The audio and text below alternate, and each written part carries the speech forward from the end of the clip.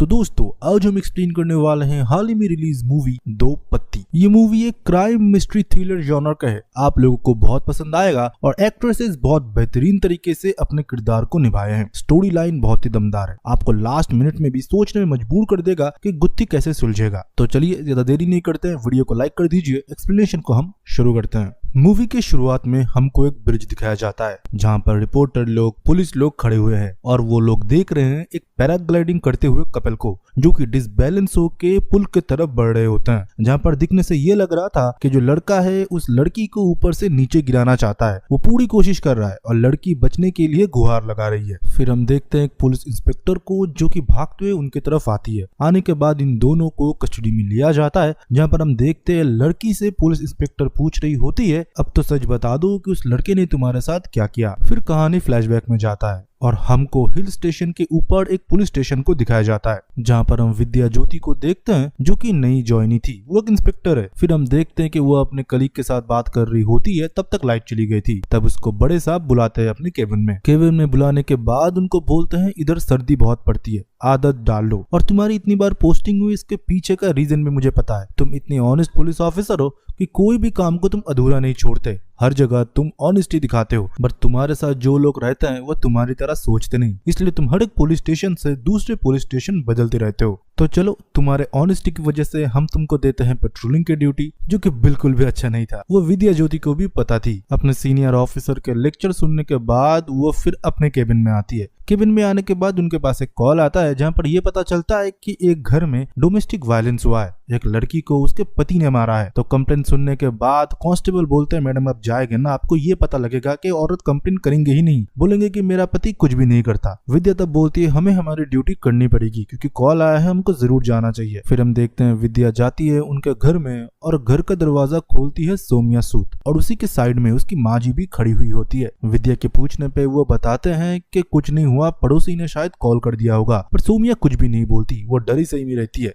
तब जब विद्या पूछती है कि आपको ये चोट कहाँ से लगी, वो बोलती है कि अलमारी से मैं टकरा गई थी और कुछ भी नहीं, मेरे घर में कुछ नहीं हो रहा, और उसके मुंह के ऊपर वो दरवाजा बंद कर देती है। पर ये लड़की बहुत डरी सहमी होती है। फिर उधर से विद्या निकल जाती है। फिर एक दिन सुबह उसके घर में कांस्टेबल आता है, उनसे बात करते हैं कि मैडम स्टेशन जाने का टाइम हो चुका है, और वो खाना वाना ही पैक कर रही होती है। फिर कांस्टेबल और उसके अंदर बातचीत से हमको ये पता लगता है कि ये बहुत स्ट्रिक्ट पुलिस ऑफिसर है। वो रूल बुक को स्ट्रिक्टली फॉलो करती है। इसने अपने भाई को भी जेल में डाल दिया था 6 महीने के लिए, क्योंकि उसने रूल तोड़ा था। विद्या को ये आदत लगी उसके पापा से, क्योंकि उसके पापा जज थे और उसके मम्मी थे लॉयर, और विद्या के पास भी लॉयर का डिग्री है। वो लॉयर का डिग्री अपने रूम में अच्छे से सजा के रखती है, पर पेशे से है वो पुलिस ऑफिसर। वो चाहे तो किसी का केस भी लड़ सकती है। वो फिलहाल तो अभी सिंगल है। उसकी एंगेजमेंट में हुई थी, पर कुछ दिनों बाद उसके पति के सर पे उसने मटका फोड़ दिया था, क्योंकि एक्स्ट्रा मैरिटल शायद कुछ केस के बारे में उसको पता चल चुका होगा। गुस्से में इसका बिल्कुल कंट्रोल नहीं रहता। कांस्टेबल ये बोलता है मैडम सर पैराग्लाइडिंग पॉइंट पे कुछ बवाल हुआ है, हमको जाना चाहिए, सर ने भी बोला है। फिर वो लोग उस लोकेशन पे पहुंचते हैं जहाँ पर एक औरत पैराग्लाइडिंग जो लोग कराते हैं उनके साथ झगड़ा कर रहे होता है। पुलिस लोग अंदर घुसे उससे पहले ध्रुव सूद आता है। ध्रुव सूद मानो किसी हीरो की तरह दिखता है। वो आते ही उस लड़की को पहले कंफर्टेबल कराता है और उधर ही सब कुछ शांत करवा देता है। ये जो पैराग्लाइडिंग का जो बिजनेस है वो उसी का ही है। फिर वो कांस्टेबल बताते हैं उस दिन जिस घर से कंप्लेन हमको मिला था ना, वो इसी का ही घर है, उसी के पत्नी के ऊपर ही डोमेस्टिक वायलेंस हुआ था। ये सुनने के बाद मानो ये इंक्वायरी करने के लिए उनके सुवेनियर शॉप में जाती है और वो इधर उधर देखती रहती है और सोमिया सूद को ढूंढती रहती है। तब उनके सामने सोमिया सूद आती है और पूछती है मैडम आपको क्या चाहिए। फिर थोड़ी देर बाद और एक लड़की उनसे पीछे से बात करती है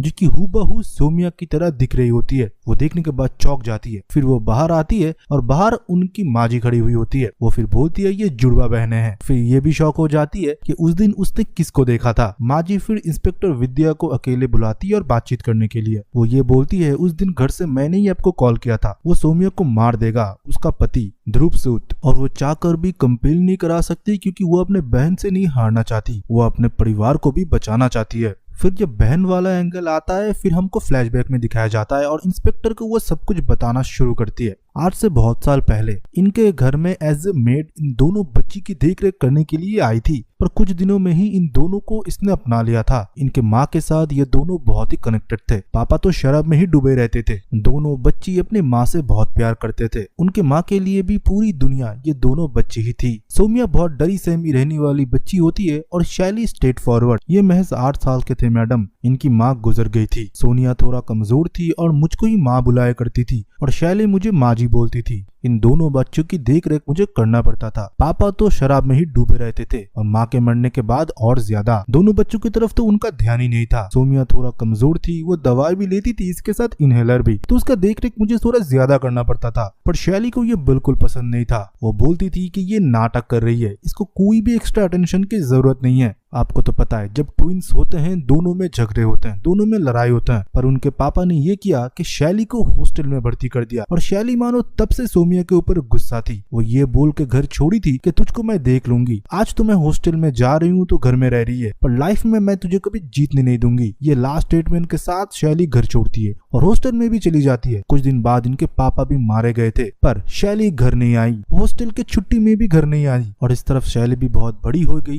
देखते देखते वो अपनी पढ़ाई वगैरह करने के बाद हमारे साथ दुकान में ही बैठती थी। और आपको पता होगा ना, नया जो पैराग्लाइडिंग पॉइंट बना है, वो हर दिन उधर जाती थी, थोड़ा समय बिताती थी। एक दिन उधर जाके वो फोटो वगैरह अपने आप खींच रही होती है। तभी उसकी मुलाकात उधर ध्रुव से हुई। ध्रुव देखने में हैंडसम, बहुत ही कॉन्फिडेंट, और वो सोमिया को अपने बातों में फंसा लेता है। फिर उधर हम ध्रुव को देखते हैं जो कि सोमिया से मीठी मीठी बातें करता है और ये बोलता है, तुम इधर बैठ के बादल क्यों देख रहे हो, तुम बादल को छू सकते हो, मेरे ऊपर भरोसा रखो। और सोमिया भी उसके ऊपर भरोसा करती है और पैराग्लाइडिंग के लिए वो मान जाती है। फिर वो दोनों पैराग्लाइडिंग करते हैं एक साथ और पैराग्लाइडिंग करते हुए सोमिया को अपने बचपन याद आती है। वो देखती है कि जैसे वो, उसकी माँ और उसकी बहन एक साथ ऊपर बादलों को देखा करते थे। वो रोती रहती है, पर जब वो नीचे उतरती है वो सडनली मुड़ के ध्रुव को हक करती है और थैंक यू बोलती है, क्योंकि उसने कभी सोचा नहीं था कि वो एकदम बादल में जाएगा और बादलों को वो छू पाएगी। फिर धीरे धीरे इनका रिश्ता भी आगे बढ़ा। ये लोग एक साथ समय भी बिताने लगे, पर सोमिया को थोड़ा आगे जाने में डर लगता है। वो उतनी स्ट्रेट फॉरवर्ड तो लड़की है नहीं, पर धीरे धीरे इनकी दोस्ती गहरी होने लगी थी। एक दिन ध्रुव को सोमिया हमारे शॉप में मिलाने के लिए ले आई थी। हम सारे लोग बातचीत कर ही रहे थे। सोमिया बहुत खुश थी। तभी हम देखते हैं हमारे शॉप के बाहर एक गाड़ी आके रुकती है और मैंने इतने सालों के बाद शैली को देखा था, जो कि दिखने में हूबहू सोमिया की तरह ही थी, क्योंकि वो लोग जुड़वा थे, पर इतने परफेक्ट मैंने कभी सोचा नहीं था। वो आते ही सबके साथ बहुत अच्छे तरीके से बातें करती है, जो कि पहले से वो करती थी। वो बहुत ही स्ट्रेट फॉरवर्ड थी और वो जो कपड़े भी डाली हुई थी वो बहुत ही मॉडर्न थे। ध्रुव उसको देखने के बाद थोड़ा तो अट्रैक्ट हुआ और उन दोनों के बीच थोड़ा बातचीत भी हुई, जो देखने के बाद सोमिया बहुत मायूस हो चुकी थी। फिर हम शैली को देखते हैं जो कि अपनी बहन के साथ बात कर रही होती है। वो अपने बहन को उसी के ही अच्छे दोस्त मतलब ध्रुव के बारे में पूछती रहती है और ये बोलती है वो थोड़ा मेरे टाइप का है, मुझसे उसके इंट्रो करा दो बहुत अच्छे से, हम दोनों अच्छे लगेंगे ना, तुम्हारे मन में उसके लिए कोई फीलिंग्स नहीं है ना। सोमिया कुछ भी नहीं बोलती क्योंकि वो थोड़ा शांत किस्म की और प्राइवेट किस्म की लड़की थी, पर वो सब कुछ समझ चुकी थी कि शैली अब आ चुकी है। वो जिस किस्म की लड़की है वो ध्रुव को उससे दूर ले जाएगी, और वही हुआ। ध्रुव के साथ नजदीकियां धीरे धीरे शैली बढ़ाने लगती है। अभी पैराग्लाइडिंग ध्रुव और शैली एक साथ करने लगे थे। एक साथ उनकी नजदीकियां धीरे धीरे बढ़ने लगे थे। वो लोग फिजिकल भी हो रहे थे, जो सब कुछ दूर से सोमिया देखती है, पर वो कुछ कर नहीं पाती। वो मन ही मन घुटती रहती है और ध्रुव के लिए उसका जो प्यार था वो बोल भी नहीं पाई। फिर सोमिया भी खुद को मना चुकी थी कि ध्रुव अभी उसके बहन मतलब शैली के साथ है। फिर हम देखते हैं कि ध्रुव एक टूरिज्म का डील करने के लिए टूरिज्म मिनिस्टर के साथ अपने घर के बाहर एक कॉन्वर्सेशन में था, जहां पर मिनिस्टर को 500 करोड़ के अप्रूवल के ऊपर साइन वगैरह करना था और अंदर डीजे पार्टी चल रहा था, जो ऑब्वियसली ऑर्गेनाइज कराया था शैली ने, जो कि बहुत मॉडर्न किस्म की है और बिना म्यूजिक की तो वो रह ही नहीं सकती। और ड्रिंक्स पीने के साथ थोड़ा सीन क्रिएट भी करने लगी थी, जो ठीक करने के लिए ध्रुव अंदर जाता है, पर ध्रुव के ऊपर वो चढ़ जाती है और उसके साथ फिजिकल होने की कोशिश करती है, जो कि मिनिस्टर भी देख लेता है और वो बोलता है ये मीटिंग अभी हम नहीं करेंगे, हम बाद में करेंगे, और वो चला जाता है। पर ध्रुव को तब एम्बैरस फील होता है। उसका इतना बड़ा डील साइन होते होते रह गया सिर्फ शैली की वजह से, और शैली को मानो कुछ फर्क ही नहीं पड़ता। वो मुस्कुराती रहती है और हम सोमिया को देखते हैं जो कि शैली को संभालने की कोशिश कर रही थी और ध्रुव को भी। तभी हम देखते हैं माजी 2 ड्रिंक्स लेके आती है ध्रुव के सामने और ये बोलती है तुमने गलत तो नहीं चुन लिया है। तब मानो थोड़ा फ्रिक्शन के लिए ध्रुव को भी रियलाइज होता है कि उसको शैली चाहिए या उसको सोमिया चाहिए। फिर हम उस दिन रात को देखते हैं, हम देख पाते हैं कि ध्रुव एक बाथटब में बैठा हुआ होता है और उसके पास बहुत सारे बोतल भी रखे हुए थे जो कि ऑब्वियसली शराब के थे। उसका आंख पूरा लाल हुआ था। तभी उसके पापा उसको कॉल करते हुए गालियां देते हैं और यह बोलता है 500 करोड़ तूने कभी अपने एंड से कमाए भी है, मेरे पैसे पे तू पल रहा है और मिनिस्टर के साथ तुमने डील कैंसिल करवा दिया। अगर तुझसे नहीं संभाला जाता इसको छोड़ दे, तेरा कितना कांड मैं छुपाऊं, अब तो लौंडियाबाजी करने लगा है। तेरे मम्मी ने सही बोला था, तेरी किसी सुशील लड़की के साथ शादी करा दो और तू घर बैठ। ये सब लौंडियाबाजी छोड़, शादी कर ले एक अच्छे से लड़की से और सेटल होकर बिजनेस में अपना पूरा फोकस दे। और तब हम देखते हैं ध्रुव को बहुत ही गुस्सा आ रहा था, उसका आंख पूरा लाल था, मानो वो अपने पापा को तरफ गुस्से से कुछ बोलना चाहता है पर उसके हाथ पैर बंधे हुए हैं, वो कुछ बोल नहीं सकता। तभी वो फोन कर देता है। फिर अगले दिन सुबह हम देखते हैं कि वो पैराग्लाइडिंग पॉइंट में था जहाँ पर सोमिया आती है और बोलती है शैली कल रात से नशे में है, आज सुबह भी नहीं उठी, मैंने बुलाने की बहुत कोशिश की। ध्रुव फिर उसको ही सीधा पूछ लेती है तुम क्या मेरे साथ चलोगे पैराग्लाइडिंग में, और सोमिया हाँ बोल देती है। वो दोनों जब आसमान में होते हैं तब ध्रुव उसे कन्फेस करता है कि मैं और कहीं पर भागना नहीं चाहता, मुझे अभी लाइफ में सेटल होना है और मुझे बस अभी तुम ही चाहिए जो मेरा घर संभाले और मुझे भी। मुझे लाइफ में स्पोर्ट्स एडवेंचर और ज्यादा नहीं चाहिए, ज्यादा स्पोर्ट्स से हार्ट अटैक भी होता है। और सोमिया इस बात पे मान भी जाती है और खुश भी हो जाती है। पता नहीं भाई क्या हुआ, उसको ये भी नहीं पता कि वो सेकंड ऑप्शन है। लड़कियां इस जगह क्यों पिघल जाती है जब किसी से वो सच्चा प्यार करती है। फिर क्या था, ये दोनों राजी हो जाते हैं। और दूसरी जगह हम देखते हैं शैली इसके लिए बिल्कुल तैयार नहीं थी। वो ये बोलती है तुम मुझसे शादी मत कर, इससे मुझे कोई प्रॉब्लम नहीं था, पर तू मेरे बहन से शादी कर रहा है, वही मेरी सबसे बड़ी प्रॉब्लम है। मैं कभी उससे हार नहीं सकती, मैं उससे बेहतर हूँ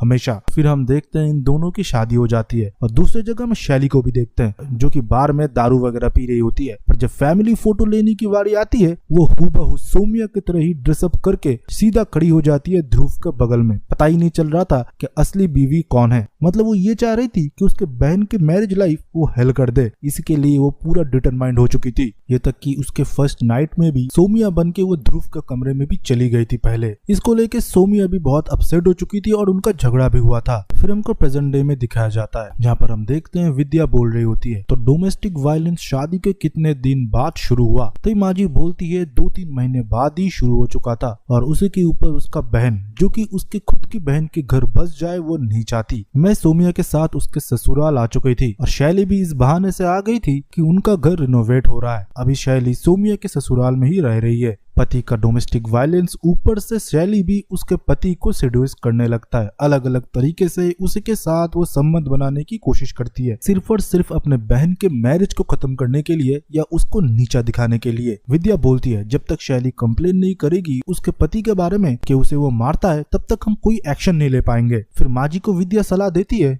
जब कोई भी ऐसा घटना घटे जहाँ पर सोमिया के ऊपर अत्याचार हो रहा हो अब तुरंत अपने फोन में वीडियो बना लीजिएगा या फोटो खींच लीजिएगा, वो भी एक एविडेंस ही है। जब फिर से हमको प्रेजेंट डे में दिखाया जाता है, रात में हम वही मिनिस्टर को देखते हैं जो कि खाना खाने के लिए बैठा हुआ होता है और दूसरी जगह हम देखते हैं कि पूरा खाना जो है वो सोमिया ने बनाया था। खाने में शायद थोड़ा ज्यादा मिर्च हो गया था या वो मिर्च मिलाया था शैली ने, जो मिनिस्टर खाने के बाद ही थूक देता है और उसका मुंह पूरा जलने लगता है और वो एम्बैरेस होकर बोलता है कि मैं कभी भी तुम्हारे इधर खाना खाने के लिए तो नहीं आऊंगा, तुम मेरे ऑफिस में मिलना सीधा। और इस बात पे मानो ध्रुव को बहुत ही गुस्सा आता है। वो सोमिया का बाल पकड़ लेता है किचन में जाके और हाथ मरोड़ देता है और उसे बहुत ही गालियां देता है, खरी खोटी सुनाता है और मिनिस्टर को गाड़ी तक छोड़ने के लिए बाहर चला जाता है और ये धमकी देते हुए तुझे मैं बाद में देखूंगा। फिर हमको नेक्स्ट दिन दिखाया जाता है जहाँ पर हम देखते हैं कि माजी और सोमिया डॉक्टर को दिखाने के बाद बाहर आते हैं, जिसके बाहर हम विद्या को भी देखते हैं जो उससे बोलती है तुम कंप्लेन क्यों नहीं कराते, तुम कंप्लेन करा दो हम लोग एक्शन लेंगे। पर सोमिया मानो कुछ भी नहीं बोलती, वो सिर्फ बोलती है मैं गिर गई थी इसलिए मुझे चोट लग गया। फिर उसी दिन हम देखते हैं सोमिया और ध्रुव पुलिस स्टेशन आते हैं। यहाँ पर ध्रुव आने के बाद चिल्लाता है और सीनियर के बारे में पूछता है और सीधा पहुंचता है विद्या केबिन में। जाने के बाद वो विद्या को भी धमकी देने लगी तुम क्यों मेरे और मेरे पत्नी के बीच पड़े हुए हो, कोई डोमेस्टिक वायलेंस नहीं हुआ, वो तुमको खुद बता रही है, क्यों हमारे पीछे पड़े हुए हो, तुम्हारे टेबल में क्यों हमारे फैमिली के बारे में सब कुछ लिखा हुआ है। और जब सीनियर आते हैं उनको भी वो धमकी देता है मेरे पापा के बारे में तो आपको पता ही होगा ना, उनके पास बात ना पहुंचाए तो ही सही रहेगा आप लोगों के लिए, हमारे फैमिली मैटर में इंटरफेयर मत करिए और हमसे दूर रहिए।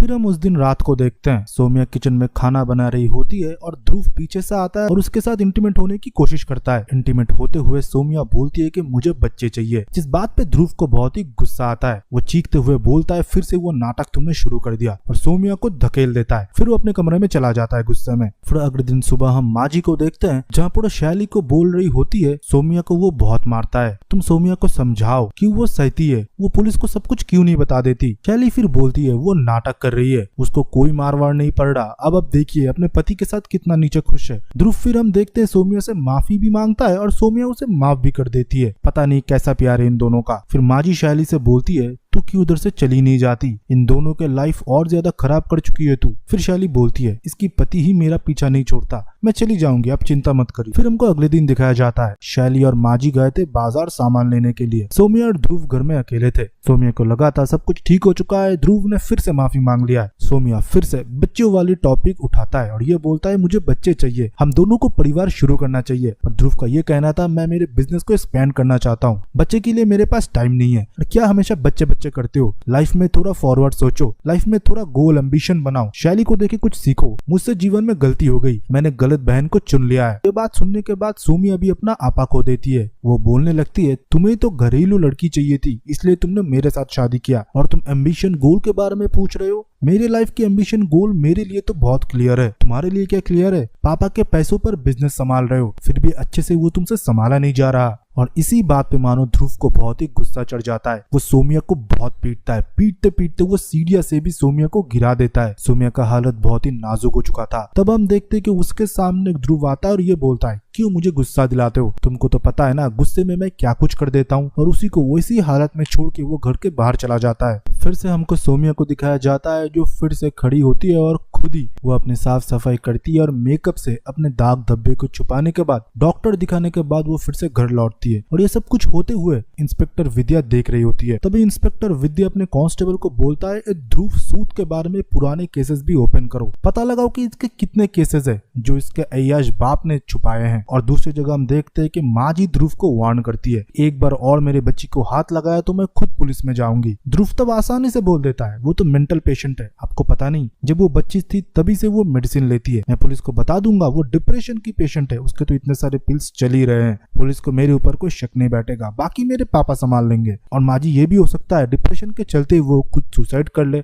मतलब उसको जान से मार देने की धमकी देती है। तब माँ जी भी पूरा शांत हो जाती है। और दूसरी जगह हम सौम्या को देखते हैं जो कि अपनी माँ के तस्वीर को साफ कर रही होती है पागलों की तरह और कुछ बिरबिरा रही होती है। उससे शॉप की चाबी मांगने के लिए शैली जब जाती है उसे इस हालत में देख के वो भी शॉक थी, फिर भी उसे लगती है कि वो नाटक कर रही होती है। वो चाबी लेके फिर उधर से चली जाती है। फिर हम देखते हैं कि सौम्या का सामने ही अब ध्रुव शैली से बातें करने लगा था। सौम्या को सब कुछ दिख रहा था पर सौम्या कुछ बोल नहीं सकती थी। शैली को ध्रुव बोलता है कि मुझे अब उस इंस्पेक्टर नी को थोड़ा टाइट देना पड़ेगा। इंस्पेक्टर विद्या को धमकी देने के लिए भी ध्रुव जाता है, उसे धमकी भी देता है पर उधर कोई काम नहीं बनता। इंस्पेक्टर खुद उसे बोल देता है तुझे मैं तो पर्सनली देखूंगा, तो मेरे घर पे आके मुझे ही धमकी दे रहा है। ध्रुव फिर इधर से चला जाता है और जब वो अपने गाड़ी में जाके बैठता है और हमको दिखाई पड़ता है कि गाड़ी में शैली पहले से मौजूद होती है। ध्रुव के गुस्से को देखते हुए वो उसे शांत करने की कोशिश करती है और ध्रुव तब ये बोलती है मुझे तुम्हारे पागल बहन से बचा लो, मैं उसके साथ नहीं रहना चाहती और मैंने कभी उसे मारा भी नहीं। वो खुद सीढ़ियों से गिर जाती है, खुद ही खुद का हाथ जला लेती है और मेरे ऊपर ब्लेम करती है और वो शैली के कंधे पे सर रख के रोता रहता है और शैली भी उसे अपना लेती है। और ये सब कुछ होते हुए ऊपर से इंस्पेक्टर विद्या देख रही थी। जब एक इंस्पेक्टर को धमकी देने के लिए ध्रुव आया था ये सब कुछ जाके स्टेशन पे बताया जाता है और ध्रुव और उसके पत्नी मतलब सौम्या को पुलिस स्टेशन बुलाया जाता है और सब कुछ पूछा जाता है, जहाँ पर सौम्या टोटली डिनाई कर देती है कि उसके पति ने उसके साथ कुछ भी नहीं किया, ये मैजिक एक्सीडेंट था। और ध्रुव भी मानो ये सुनने के बाद बहुत ही खुश था। और इसी के साथ सौम्या ये भी बोलती है कि हम दोनों का बच्चा भी होने वाला है, पर ध्रुव को इस बारे में कुछ भी नहीं पता था। पर सिचुएशन को देखते हुए ध्रुव तब हामी में हाँ भर देता है। फिर उस दिन रात को ध्रुव सौम्या को थैंक्स बोलता है, ये बोलते हुए आगे से मैं ये सब कुछ भी नहीं करूंगा। और सौम्या भी तब मान जाती है और ये बोलती है हम शुरू से शुरुआत करेंगे, कल हम फिर से पैराग्लाइडिंग करने के लिए जाएंगे और हमारी नई जिंदगी की फिर से शुरुआत करेंगे। और मानो ध्रुव भी तब मान ही जाता है। और कल होली था, होली की पार्टी में हम देखते हैं ध्रुव फिर से शैली से चिपकने लगता है और तभी हम सौम्या को भी देखते हैं जो कि सब कुछ नोटिस कर रही होती है और वो ध्रुव को बुलाती है और पैराग्लाइडिंग पॉइंट पे जाने के लिए बोलती है। फिर आपको आगे की स्टोरी तो पता ही है। मूवी के शुरुआत में मैंने जब आपको बताया था कि दो कपल थे जो कि पैराग्लाइडिंग डिसबैलेंस हो चुका था, मतलब पति पत्नी को गिराने की कोशिश कर रहा था। वो और कोई नहीं, वो ये दोनों थे। और उसी पॉइंट में हम देखते हैं कि शैली भी पहुंच जाती है और माजी भी, और इंस्पेक्टर विद्या भी तब उधर मौजूद होती है। और सारे लोग तब वीडियो वगैरह भी बना रहे होते हैं। वीडियो देखने के बाद ये तो बिल्कुल साफ हो चुका था कि सोमिया को मारने की कोशिश कर रहा था ध्रुव। और फाइनली पुलिस स्टेशन में जाने के बाद सोमिया सब कुछ सच सच बता देती है और यही बोलती है कि ध्रुव ने उसे मारने की कोशिश की, उसके हार्नेस को खोल दिया था उसने। और जेल के अंदर से ध्रुव चीख रहा था कि ये गलत है, वो झूठ बोल रही है। फिर हम देखते हैं कि कुछ टाइम के बाद ध्रुव के पापा भी आ जाते हैं। वो बहुत ही पावरफुल होते हैं, वो किसी भी लॉयर को खरीद सकते हैं। तब डिसीजन ये लिया जाता है कि विद्या खुद इस केस को लड़ेगी और ध्रुव को सजा मिले इस बात पे वो मुहर जरूर लगाएगी। इस केस को दबाया भी नहीं जा सकता क्योंकि पूरा वीडियो प्रूफ है, तो केस तो कोर्ट में जाना ही था। तो वही होता है, सोमिया की तरफ से लड़ती है विद्या खुद।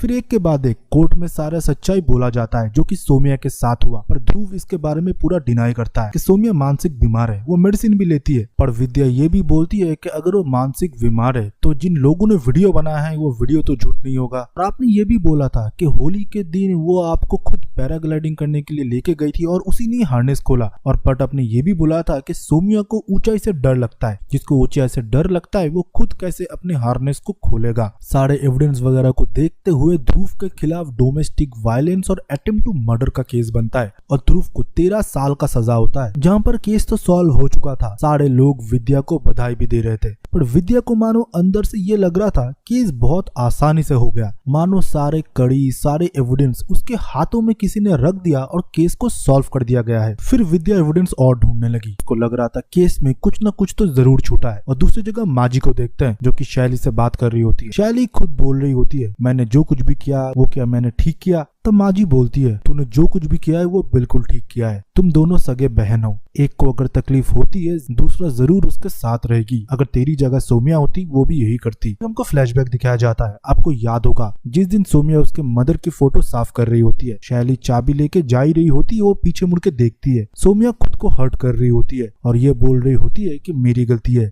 मेरे वजह से ही माँ मारी गई और मैं भी मारी जाऊंगी क्योंकि ध्रुव को कोई सजा नहीं होगा, क्योंकि कोई मुंह नहीं खोलेगा, मैं भी मारी जाऊंगी। पर मेरे बाद मेरे 2 बच्चों का क्या होगा? मेरे 2 बच्चे हैं, शैली और सोमिया। मानो धीरे धीरे उसे मानसिक बीमारी पकड़ रही होती है जो कि बिल्कुल सोमिया के अंदर नहीं था। ये शैली को पता था और तब उसे और ये भी पता चला कि उसे ध्रुव बहुत पीटता था, इस वजह से आज उसकी बहन की यह हालत है। तभी वो डिसाइड करती है कि उसकी बहन की मदद तो जरूर करेगी। जब विद्या को कोई एविडेंस नहीं मिलता वो सीधा चला जाता है ध्रुव से मिलने के लिए। और ध्रुव से मिलने के बाद वो पूछती है होली पार्टी से क्या तुम सीधा पैराग्लाइडिंग पॉइंट पे गए थे या कहीं और गए थे? तुमको और कोई डिटेल याद है? ध्रुव बहुत देर तक सोचता है और ये बोलता है हाँ, उसे थोड़ा इनहेलर चाहिए था इसलिए हम शॉप होते हुए गए थे और मैं आपसे कोई बात नहीं करूंगा, मेरे लॉयर आपसे बात करेंगे, मैं जरूर छूट जाऊंगा। ये बात सुनने के बाद ही मानो विद्या को पूरा गेम धीरे धीरे समझ में आना शुरू हो जाता है। जब इनहेलर लेने के लिए गाड़ी रुका था, सोमिया गाड़ी से बाहर निकलती है और शॉप के अंदर जाती है। पर शॉप से बाहर आती है शैली जो कि हूबहू सोमिया की तरह मेकअप करी हुई थी, इसलिए जब हार्नेस खोला गया उसे कोई डर नहीं लगा क्योंकि शैली को ऊंचाई से कोई डर नहीं था। फिर आगे की स्टोरी तो आपको पता ही है। फिर पुलिस स्टेशन से विद्या को ये भी पता चला मेडिकल करने से थोड़ी देर पहले दोनों को ही एक साथ बाथरूम आया था और दोनों बाथरूम के अंदर ही एक दूसरे के कपड़े बदल लेते हैं और एक दूसरे कपड़े बदलने की वजह से सबको लगा कि ये शैली है और ये सोमिया। तो दोनों ने मेडिकल भी कराया और मेडिकल भी दोनों का साफ ही निकला, किसी को कुछ भनक भी नहीं लगा। Truly master plan. और विद्या तब हंसती है और ये बोलती है जो तुझे कोर्ट में बोलना चाहिए था, जिस वजह से तू बच सकता था वो तूने कोर्ट में नहीं बोला गधे। और ये बोलने के बाद वो बाहर चली जाती है। फिर सीधा विद्या पहुंचती है सोमिया के घर में। सोमिया के घर में जाने के बाद वो देखती है कि माजी और शैली बैठी हुई होती है। उन दोनों से वो प्रॉमिस करती है कि केस को मैं रीओपन करूंगा, तुम तीनों को मैं सजा जरूर दिलाऊंगा, तुमने क्या बेवकूफ बनाया है मुझे। शैली फिर बाहर आती है और मैम को रोकने की कोशिश करती है, ये बोलती हुए मैडम अगर आप ये करते हो मेरी बहन वैसे ही मर जाएगी क्योंकि वो मेरे बहन को मरवा देगा। आपको भी पता है कि उसने ये सब कुछ किया है मेरे बहन के साथ, आप लोग क्या चाहते हो? जस्टिस के चलते हुए मेरे बहन जब मरेगी तब क्या मैं पुलिस के पास पहुंचूंगा? मुझे पता है जो कुछ भी किया गया है वो हमने ही किया है, पर ये सच्चाई है कि उसके साथ ये सब कुछ हुआ है, उसके साथ डोमेस्टिक वायलेंस हुआ है और इतने हद तक हुआ है कि वो मर सकती थी, ये आपको भी पता है। अब मैं आपके ऊपर छोड़ देता हूँ, आपको केस रीओपन करना है या हम लोगों को ऐसे ही जाने देना है और हमको खुशी से जीने देना है। पर हम देखते हैं कि कोर्ट में केस रीओपन होता है। विद्या ने केस को रीओपन किया था। कोर्ट का प्रोसीजर शुरू हो और विद्या कुछ एविडेंस पेश करे इससे पहले हम देखते हैं कि सोमिया बोलती है कि मैं कुछ कन्फेस करना चाहती हूँ। जज उसे कटघरे में आने के बाद सब कुछ बोलने के लिए बोलता है। सोमिया फिर बोलती है, मैं कन्फेस करती हूँ कि मेरे माँ के मरने में मेरा भी हाथ है। मेरे पापा आए दिन मेरे माँ के ऊपर डोमेस्टिक वायलेंस करता जाता, हम लोग बस देखते थे,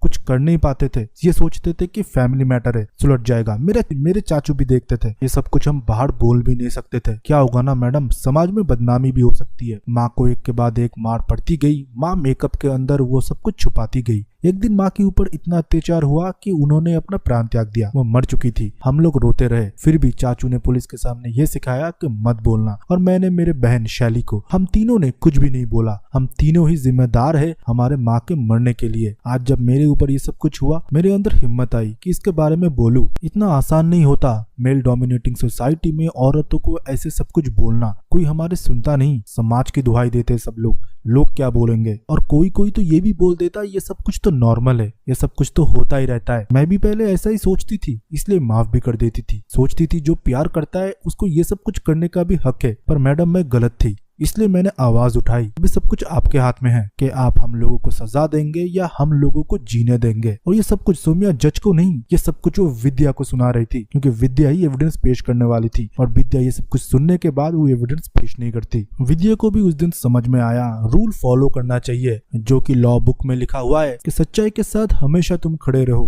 पर जो रूल बुक में लिखा हुआ है वो सिर्फ चंद लोगों के लिए है। जिनके पास पावर है वो इसका मिसयूज करता है। कुछ सोशल मैसेज के साथ इस मूवी का इधर ही एंडिंग होता है। आई होप आपको एक्सप्लेनेशन पसंद आया हो। एक्सप्लेनेशन अगर पसंद आता है तो वीडियो को लाइक करे, हमारे चैनल को सब्सक्राइब करके बेल आइकन को दबा दे नेक्स्ट वीडियो की नोटिफिकेशन पाने के लिए। रुकिए आप लोग जाइएगा मत। आप लोगों के लिए एक फ्री मूवी वाउचर या कोई भी OTT प्लेटफॉर्म का 1 महीने का सब्सक्रिप्शन टोटली फ्री हम लोग दे रहे हैं। वो आपको मिलेगा एक छोटा सा टास्क करने की वजह से। आप लोगों के लिए हमारा और एक फ्री सर्विस है। तो वो क्या है, एक वीडियो प्ले होगा अभी, उसको थोड़ा देख लीजिए। अगर आप ऑनलाइन शॉपिंग करते हो फ्लिपकार्ट, अमेजॉन, मिंत्रा में, तो आपको पता होगा कि लिमिटेड टाइम के लिए प्रोडक्ट के प्राइस डाउन हो जाते हैं। तो तभी हम हमारे ग्रुप में उस प्रोडक्ट की डील डाल देते हैं, आप लोग खरीद लेते हो। तो पिन कमेंट के पहले लिंक से हमारे ग्रुप में ज्वाइन हो जाइए, जो कि टोटली फ्री है। आप खरीदेंगे फ्लिपकार्ट, अमेजॉन, मिंत्रा से, और कब प्राइस डाउन जा रहा है वो हम आपको बताएंगे। देख लिया, अच्छे से समझ लिया कि आप लोगों का क्या बेनिफिट होने वाला है। तो ग्रुप में ज्वाइन होइए और इस वीडियो के कमेंट सेक्शन में अपना ओपिनियन दीजिए एक्सप्लेनेशन से रिलेटेड।